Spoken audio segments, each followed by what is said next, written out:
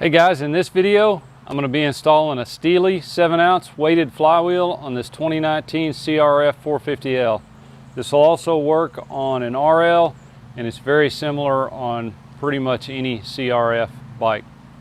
So sit back and I'm going to show you how it's done. All right, I want to go over what I'm going to be using for this modification, and that is a Steahly off-road flywheel weight kit number 525. And this kit works for CRF 450X 2019 and 2020, or CRF 450L 2019, and actually now 2020, the CRF 450RLs. So this kit, what you're going to get with this kit, I thought was a complete flywheel, but once I got the kit I realized the only thing that you're really getting is a weight that goes on your flywheel, which is fine. But just know what to expect with it. This weight just press fits on the back side of the stock flywheel, which I'm a little bit pessimistic about, but I know Steahly is a reputable company and I don't think they would sell it if it didn't work and it wasn't reliable. So I'm gonna roll with it. So this is the flywheel weight. Also included with the kit is a plate and some nuts and bolts that are used to press this weight onto the flywheel, some Loctite that you're going to put on there that will lock it all together, and then finally there's a new bolt for the cam chain tensioner so that it won't make contact because you're adding some thickness to the back side of your flywheel, and some new stickers if you like stickers. I also ordered this Tusk flywheel puller. You're going to need a flywheel puller whether you order it for Steahly or from Tusk. I was ordering some other stuff from Rocky Mountain ATV, and this was a little cheaper there, so that's where I got it. And that's really all you're going to need. As far as tools, it helps to have an impact wrench to get the flywheel off, and you're going to need a torque wrench when you get ready to put it back on, and maybe some type of a strap wrench to hold it in place while you do all that. Steahly includes very good color instructions that go step by step how to go through the process of putting this on. It looks pretty straightforward, and I don't suspect that this mod will take very long. So we're going to head out to the garage, start tearing the bike apart, and we're going to get this thing put on. All right, I've got my bike laid over on its side right here. I don't need to change the oil right now, so I didn't drain the oil, but if you're at an oil change anyway, you may just want to drain the oil. But if you don't want to do that, you can lay it over on its side. First thing I did was clean my engine really well. I don't want any gunk getting down inside the engine whenever I pull this cover off. So I've got everything cleaned really well and all the dirt off of it. And depending on what plastics and what you still have on your bike, you may have to take off some extra things that I don't. I've already removed the plastics from this bike, and I've modified my skid plate so that I can access the oil filter without taking it off. So you may or may not have to take your skid plate off, the plastics off, some other things.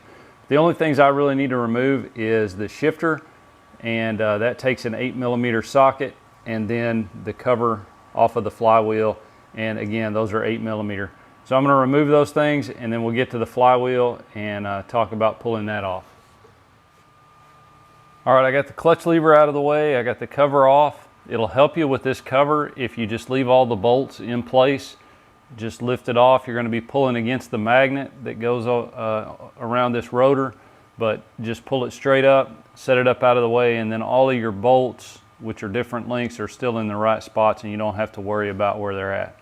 Be aware of these two pins right here. These are alignment pins for that cover, and they will pull loose. They can fall down in the engine and that sort of thing, so you need to be aware of those. So the next thing to do is to take this nut off. I'm going to use a DeWalt impact, just an electric cordless impact, and a 17mm impact socket to take those off. So I'll get that taken off, and then I'll get the flywheel puller and talk about how to get that going. Once the nut comes off, then you've got a washer underneath there that has to come off, and then this is the Tusk flywheel puller, and there's three parts of this that you're going to use.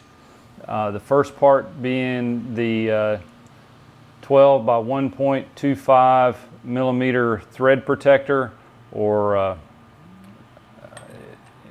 well, it's a protector that goes down on here. So you're just going to put that on here and screw it down.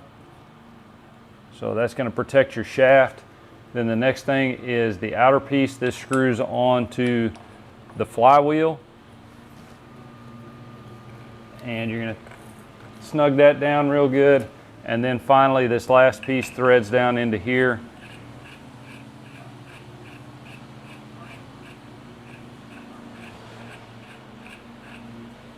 And once that's threaded in, then I'll take a wrench and hold on to here to hold it in place from turning, and then tighten this down, and that's going to pull the flywheel off.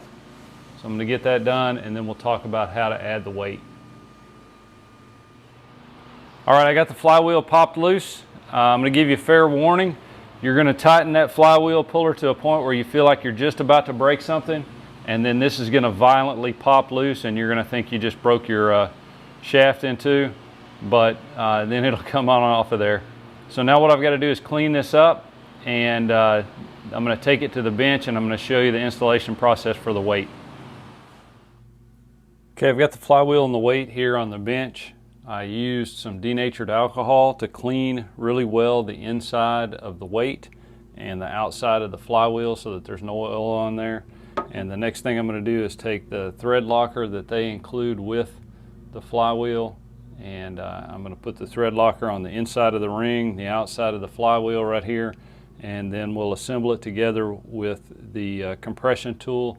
I'll show you the order all that goes together. We'll start compressing this thing together.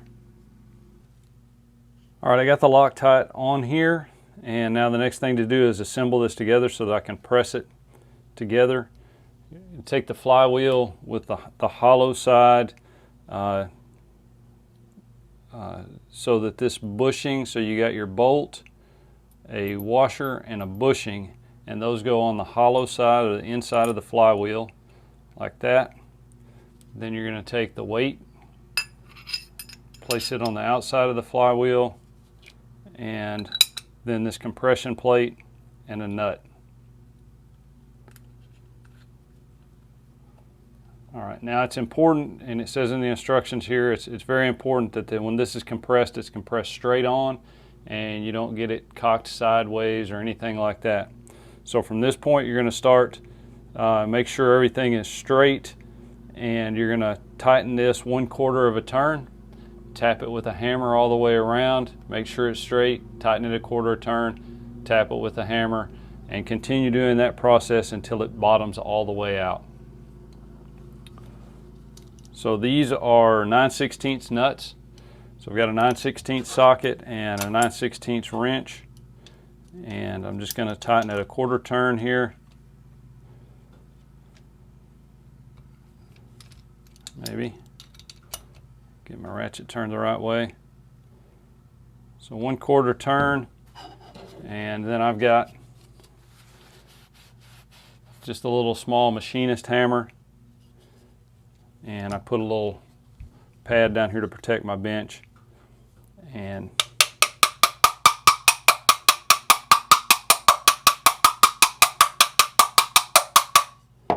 tap around it, kind of inspect it. Appears to be going on straight.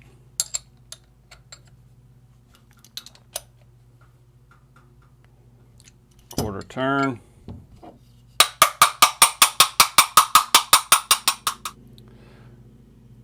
All right, it took a little bit of work to keep that from twisting, to keep it aligned so that it was pushing on there straight. But after a lot of tweaking and tightening and tapping and going back and adjusting, I finally have it on there. Seems like it's a pretty tight fit, and now I just need to take this and install the flywheel back in the bike. All right, here I am back at the bike, and before I can put the flywheel back on the bike, because I added some thickness to the flywheel by putting the weight on it, this bolt that holds the cam chain tensioner on is going to stick out a little too far, and it's going to rub on that new weight. So included with the kit is a new bushing that has a recess in it right here, and a new bolt that is tapered so that it'll sit flush down in there. So what I've got to do, I've got to pull this bolt, pry the cam chain tensioner up a little bit, take that bushing out, put the new bushing in it, and then reinstall that bolt. So I'm going to go and get this pulled out, and then I'll show the reinstallation of that. All right, I want to go over something real quick, a little problem that I ran into that you may run into also. Once you get the bolt out that holds the bottom of this on, this grommet is inserted from the bottom of it. And in order to get it out, you either have to pry this up really, really hard, which I was afraid I was going to break it, or you've got to slide it up this way so that it creates enough of a gap behind it that you can get this out. But the problem is when you slide it up, the cam chain tensioner up here pops in and it won't slide back down. So what I had to do is come up here and remove the cam chain tensioner from the side of the engine right here, and that freed up this, so now it'll slide back and forth. And I can take this grommet out, the new grommet with the concave part is going to go right on the back side of it and back up in there. And that's my wife weed eating. So she decided to do the yard while I was making a video, but who can really complain about their wife doing the yard, right? So no problem. All right, then once you got that grommet in there, this goes back in the hole, get everything screwed back down, and get this torqued in place. And once that's torqued in place, then you can put the cam chain tensioner back on, and that'll have that back up and going. Let me get the torque spec for that. All right, this is a number 4 hex bit that puts the new bolt back in, and it needs to be torqued to 106 inch-pounds. Once you have the new bolt in the cam chain tensioner and torqued down, then the flywheel goes back on. It just slides back on. Make sure you line up the keyway. Don't forget the washer that came off of it, and then the nut. And the torque spec for this nut is 47 foot-pounds. So this is where you're probably going to need a strap wrench or something to hold it, or put your bike in a really high gear that may be able to do it. Hold it in place, and then 47 foot-pounds. Okay, I have the bolt torqued to 47 foot-pounds. I put my cam chain tensioner back in. If you don't know how to do that, there's some videos online for that. You may be able to get this done without taking that out. But if you run into that same problem, you'll have to put it back in. Now the next thing I got to do is put the cover back on, torque those bolts, put my shifter back on, and that'll have this mod done. All right, once you get your cover back on, torque these bolts to 107 inch-pounds all the way around. Same thing on your shifter, and that's going to have everything buttoned up. Hey guys, thanks for watching. If this video helped you, please hit that subscribe button, add a comment, and like.